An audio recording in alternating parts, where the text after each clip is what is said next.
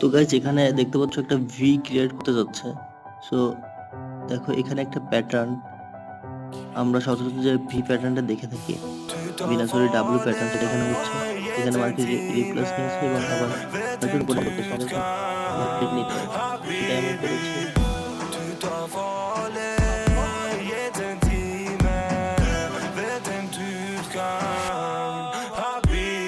দেখতে পাচ্ছ আমাদের ট্রেডটা উইন হচ্ছে, ডিপ উইন। তো আমি এখানে 2 মিনিটের জন্য ট্রেড নিয়েছি।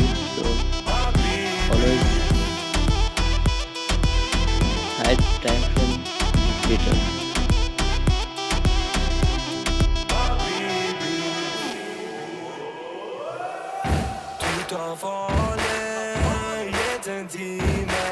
তোমরা দেখতে পাচ্ছ যে একটা শেয়ার শট